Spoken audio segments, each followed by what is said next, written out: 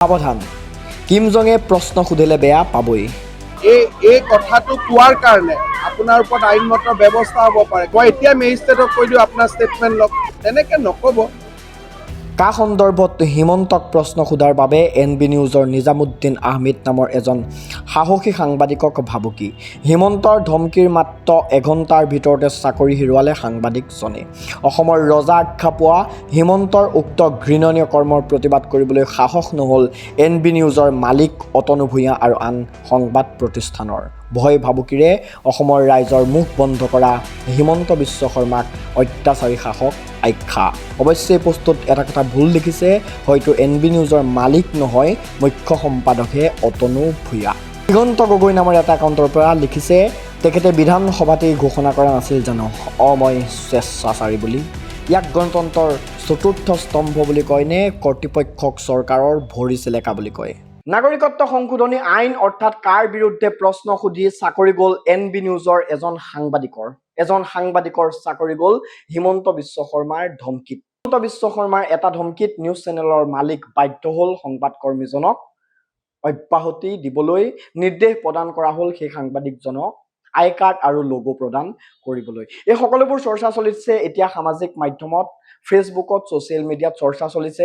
আৰু আটাইতকৈ ডাঙৰ কথাটোৱে হ'ল যে মই এনেকুৱা কিছুমান ভিডিঅ' এনেকুৱা কিছুমান বিষয় লৈ আপোনালোকৰ মাজলৈ আহোঁ, যিসমূহ বিষয় আচলতে অসমৰ মূলসুঁতিৰ সংবাদ মাধ্যমে কেতিয়াও আলোচনা কৰিব নোৱাৰে অথবা আলোচনা নকৰে অথবা আলোচনা নকৰিবলৈ তেওঁলোক বাধ্য। মোৰ মুখৰ পৰা কি কথা ওলাইছে, মোৰ কথাখিনি আপোনালোকে কাণ খুলি শুনিব। আলোচনা নকৰিবলৈ তেওঁলোক বাধ্য বুলি কৈছোঁ। আৰু আলোচনা নকৰিবলৈ যে তেওঁলোক বাধ্য, তেওঁলোকক বাধ্য কৰোৱা হৈছে, এটা পৰিৱেশ ৰচনা কৰা হৈছে। এতিয়াই যিজন সাংবাদিকজনক আচলতে উলিয়াই দিয়া হ'ল চাকৰিৰ পৰা, সেই সাংবাদিকজনে কিনো প্ৰশ্ন সুধিছিল হিমন্ত বিশ্ব শৰ্মাক যে তেখেতক চাকৰিৰ পৰা উলিয়াই দিবলগীয়া হ'ল, যে হিমন্ত বিশ্ব শৰ্মা ইমান উগ্ৰ হৈ ল'বলগীয়া হ'ল বা হিমন্ত বিশ্ব শৰ্মা ইমান উগ্ৰ হ'বলগীয়া হ'ল, সেই কথা আপোনালোকে হয়তো ইতিমধ্যে গমেই পাইছে। এতিয়া কথাটো হ'ল যে হিমন্ত বিশ্ব শৰ্মাই এজন একনায়কত্ববাদী শাসক, সেইটো কথা তেওঁ নিজে বিধানসভাত স্বীকাৰ কৰিছে।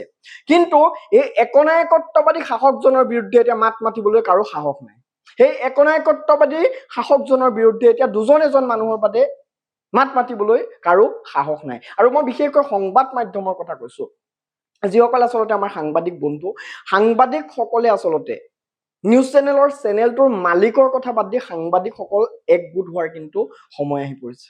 বহুতে মোক বেয়া পাব পাৰে, কিন্তু এইটো চিৰসত্য কথা। আৰু এই গোটেই বিষয়টোক লৈ আচলতে দুজন জ্যেষ্ঠ সাংবাদিক, এজন হৈ গ'ল অজিত কুমাৰ ভূঞা ডাঙৰীয়াই কিনো লিখিছে ফেচবুকত, মই আপোনালোকৰ ওচৰত পঢ়ি দিবলৈ ওলাইছো অজিত কুমাৰ ভূঞা ডাঙৰীয়াৰ পোষ্টটো।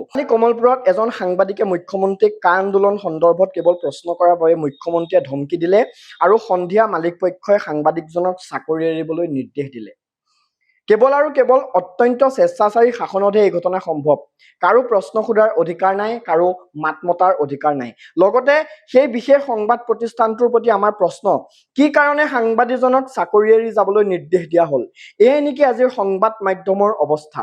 সিদিনা এজন মন্ত্ৰীয়ে তিতাবৰত সাংবাদিকক ৰাজহুৱা অপমান কৰোঁতেও মূল সুঁতিৰ সংবাদ মাধ্যম নিমাত হৈ আছিল। এসময়ত সাংবাদিকে শাসকক প্ৰশ্ন সোধাৰ কাৰণে জেল খাইছিল, আমি নিজেই তাৰ উদাহৰণ। এতিয়া সংবাদ মাধ্যম স্বয়ং ৰাইজৰ কাঠগড়াত। অসমৰ সাংবাদিকতাক কলংকিত কৰা এই ঘটনাত ধিক্কাৰ দিবলৈ ভাষা নাই। আৰু এইটো আছিল জ্যেষ্ঠ সাংবাদিক অজিত কুমাৰ ভূঞা ডাঙৰীয়াৰ এটা ফেচবুক পোষ্ট।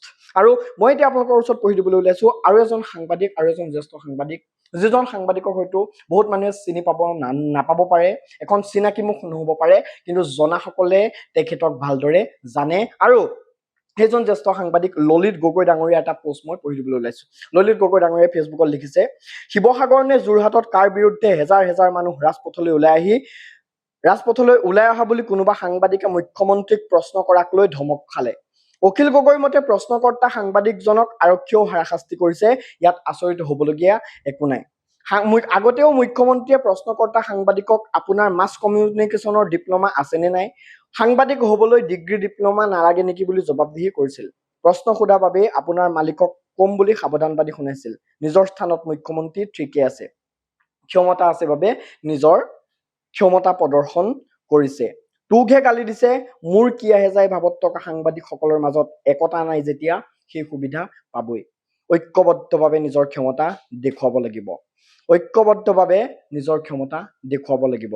অন্যথা মুখ্যমন্ত্ৰীয়ে গালি দিয়াৰ সময়ত বিৰোধৰ কাষত থিয় দি থকা শাসকীয় সাংসদ বিধায়কেও কাইলৈ সাংবাদিকক গালি দিবলৈ বল পাব।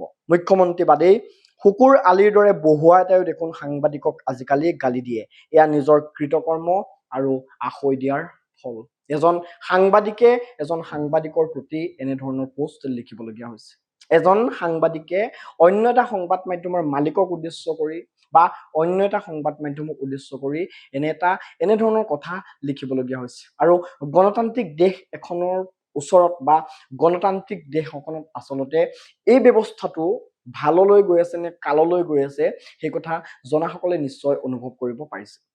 গতিকে সময় থাকোঁতেই যদি সকলোৱে হিমন্ত বিশ্ব শৰ্মাৰ এই স্বেচ্ছাচাৰী শাসনৰ বিৰুদ্ধে একগোট হৈ মাৰ বান্ধি সাংবাদিক ৰাইজ সকলো একগোট হৈ মাৰ বান্ধি বুলি যদি থিয় নিদিয়ে তেতিয়াহ'লে অনাগত দিনত অসমৰ প্ৰতিজন মানুহে মুখত এটা তলাই লগাই লওক, অন্যথা মুখত চেলুটেপ মাৰি লওক, অন্যথা মুখত আপুনি গোটেই মুখখন আপোনাৰ গোটেই জীৱনৰ কাৰণে বন্ধ কৰি থৈ দিবলৈ সাজু হওক।